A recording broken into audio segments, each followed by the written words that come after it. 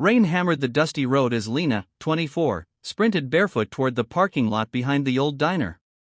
Her breath crackled in her throat, her legs burning from running for what felt like miles. Behind her, tires screeched. Her ex, Rohan, was close. Too close. "Lena," he shouted. "You're not going anywhere." Her heartbeat pounded like a drum inside her skull. She scanned the lot wildly, desperate for somewhere, anywhere, to hide. That's when she saw it. A massive motorcycle. A leather jacket. A man sitting casually on the bike like he owned the entire night. Jax Hunter, 31. Known in town as the Silent Storm, a biker with a stare that could freeze fire and a reputation no one dared test.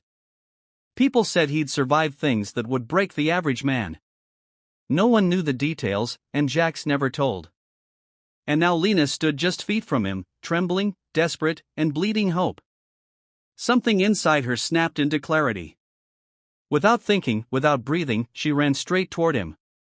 "Please," she whispered through tears. And then she dropped down, hiding between his legs, curling into herself like a child hiding from a monster. For a heartbeat, the world paused. Jax looked down at her. Mud on her knees. Blood on her elbow. A terror in her eyes that he recognized too well. He didn't ask questions. Didn't demand explanations. Didn't even blink. He simply placed one giant, steady hand on her shoulder and whispered, "You're safe." Not a step farther. Then Rohan's car ripped into the parking lot. Jax's eyes shifted slowly like a wolf waking up. Rohan jumped out, pointing at Lena. "Get away from her. She's mine." Jax slid off the bike with a calm that made the air colder. "She doesn't look like anyone's mine. She looks scared. Stay out of this." Rohan barked, charging toward them. "Don't," Jax said quietly. But Rohan didn't stop. Jax moved like lightning, stepping between them, grabbing Rohan by the shirt, and pinning him against the hood with a strength that rattled the night. "You touch her again," Jax growled, "and the entire world will know what it feels like to regret breathing." Rohan froze. His voice shrank. "You don't know anything about us."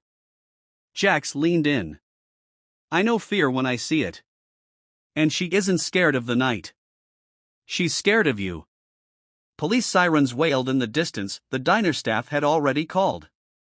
Rohan panicked, scrambled back into his car, and tore off into the darkness. Lena collapsed to the ground, breathing like she'd been underwater too long. Jax knelt beside her without touching, giving her space. "You're shaking," he said softly. "You saved me," she whispered. "Just stood where I was needed," he replied. The police questioned her. Jax stayed. Not hovering, just being present in a way that made her feel like the world wasn't collapsing anymore. For the first time in months, Lena didn't feel invisible. She hadn't planned to tell her story. But his silence made it safe. She spoke about the months of control, the fear, the gaslighting, the threats. The countless times she wanted to leave but had no family nearby and nowhere to go. Jax listened with an intensity that wasn't pity, it was understanding.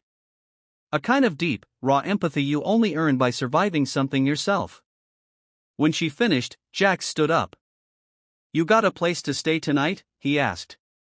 "No," she whispered. "You do now," he said. "With my sister. She runs a shelter in town. Safe. Locked. Staff outside. You won't be alone." Lena's throat closed with emotion.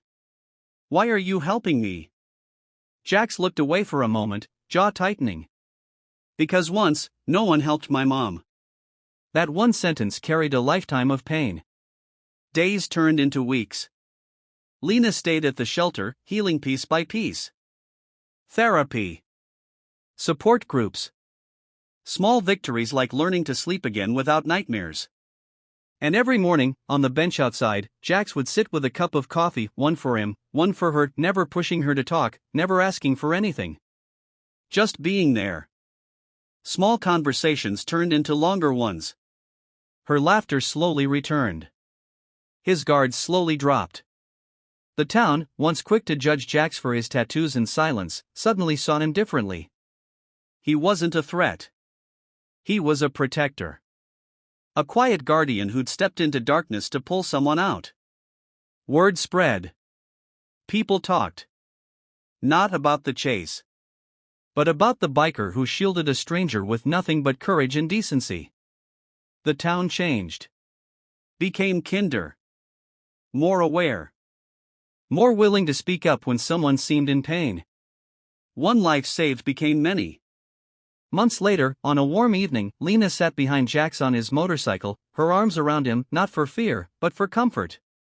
She whispered, "I never thought I'd feel safe again." Jax placed his hand gently over hers. Safety isn't something you find. It's something you rebuild. And you rebuilt it. I just stood nearby. She leaned against his back, eyes soft.